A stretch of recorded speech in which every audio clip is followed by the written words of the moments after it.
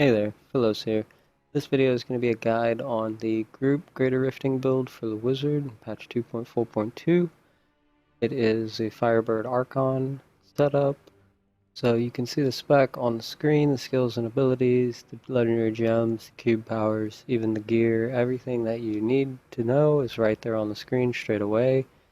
So if you're familiar with the setup, you know what you're looking at, you can just kind of take it from there. If you're not familiar, you can stay tuned and listen for the full explanation of the build and setup. I will explain everything from why you're using the skills to how to play the build. Let's jump right into the skills and abilities. Here we have the spec. So we have Arcane Torrent with the static discharge, and this is to proc the Obsidian Ring and reset your cooldown on Archon as quickly as possible. We got Magic Weapon, Force Weapon just for the damage boost, Energy Armor, Force Armor for the toughness and survivability, Archon Combustion, this is going to give you your fire abilities for the Firebird proc, Teleport with Wormhole for the mobility, it's nice to get the extra teleports.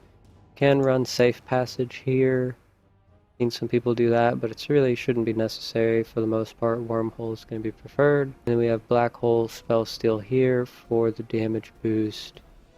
Whenever you're about to go into Archon, you're going to want to cast that in density to get as much of a damage bonus as possible. You can see here, enemies hit, their damage is reduced, and you get 3% damage per monster hit for 5 seconds, and that's going to help with your damage potential. Passives, we got Audacity, again, just damage evocation for the cooldown reduction. This is going to help you get back into Archon quickly. Unstable Anomaly for the cheat death.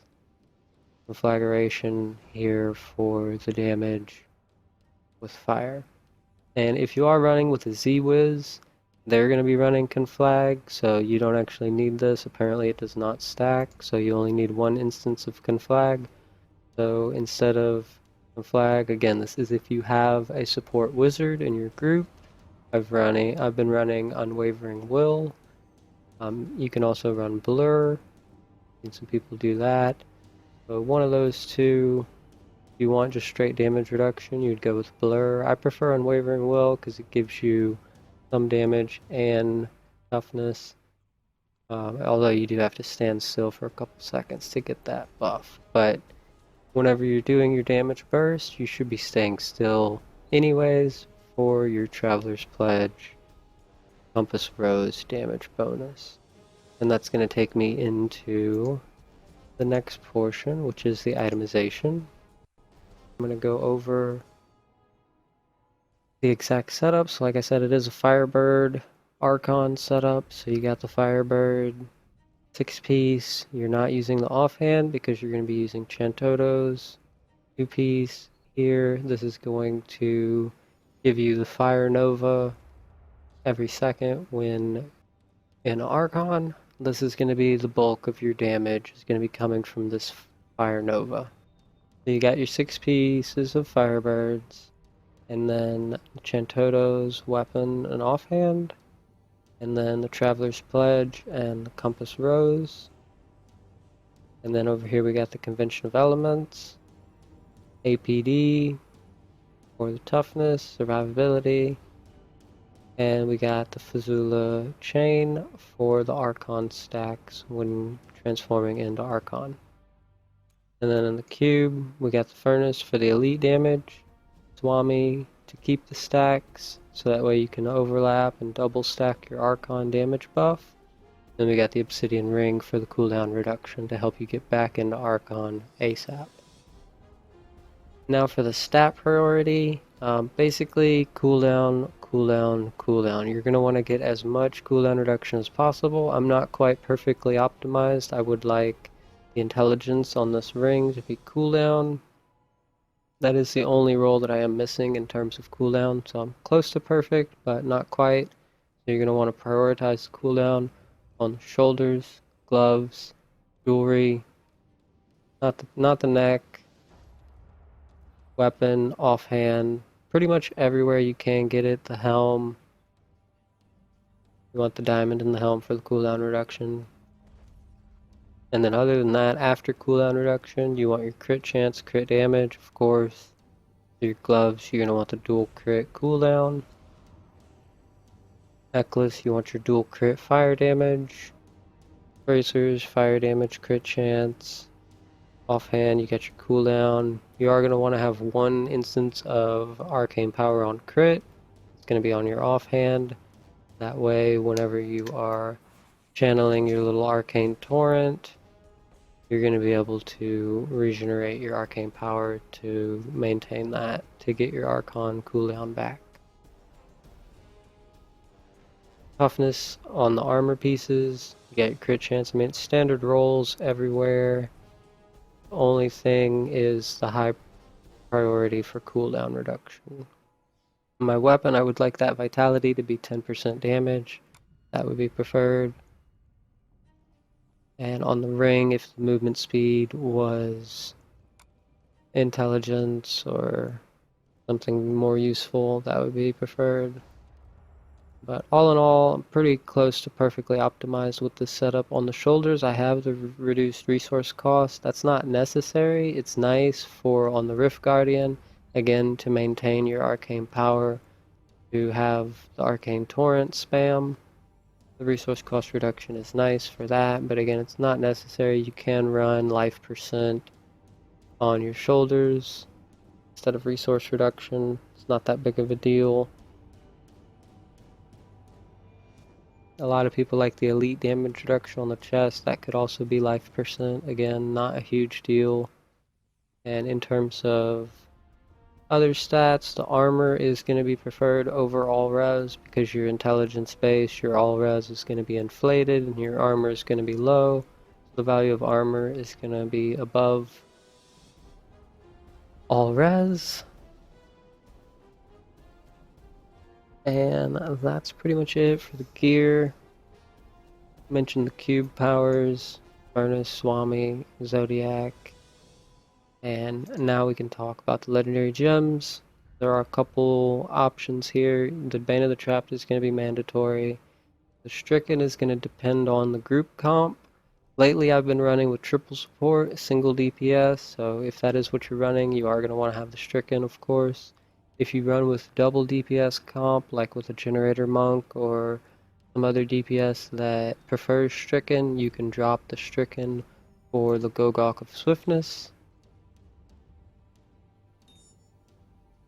For the cooldown reduction, it's really nice, and the attack speed and dodge, it doesn't hurt.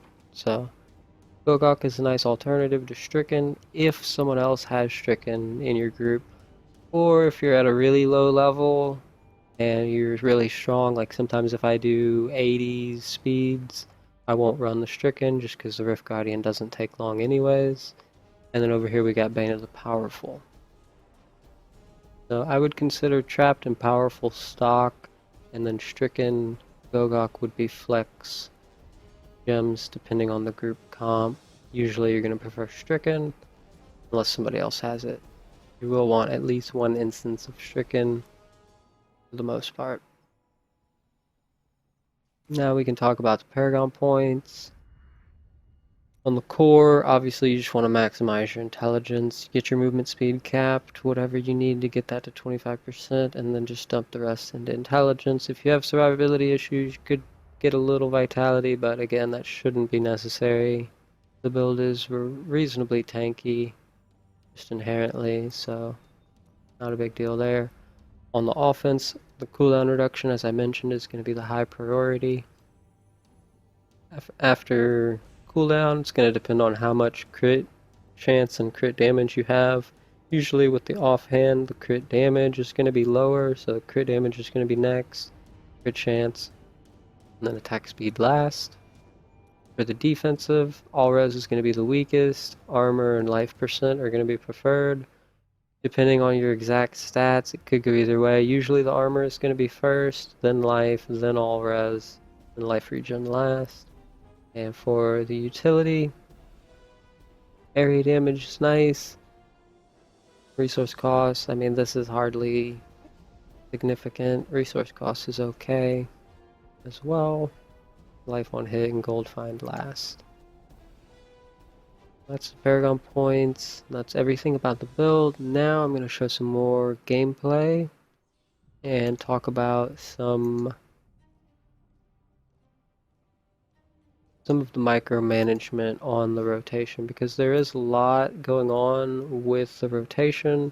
There's a lot of little things that you can do to increase your damage potential with this build.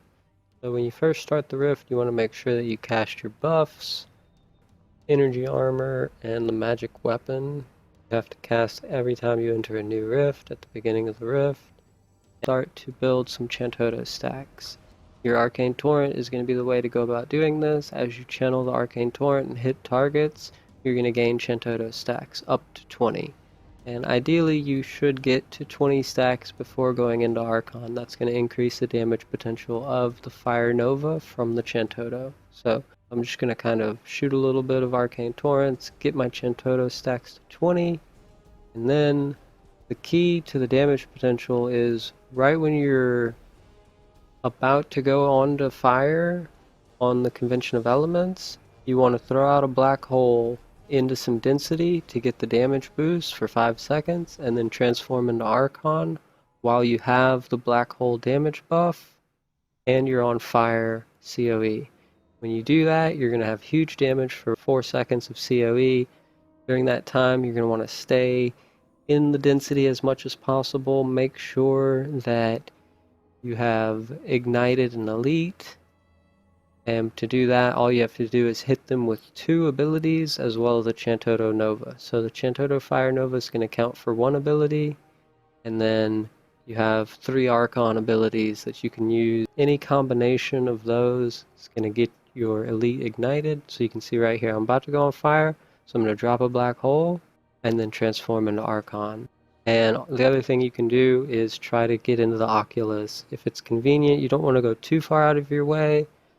If the Oculus isn't in the density, then you're not going to be able to take advantage of it. But more often than not, the Oculus will pop up in a spot that you can just kind of take a couple steps into to get the Oculus buff from your supports. And the combination of all of these things lining up is going to make your damage potential really high. And the first time you go into Archon, you only have your single stack, so your damage isn't that high. But whenever you come out of Archon, you're going to have the 20-second window of your stacks from the Swami lingering for that 20 seconds. And in that window, you're going to want to get back into Archon while on Fire COE with 2 stacks of Archon buffs.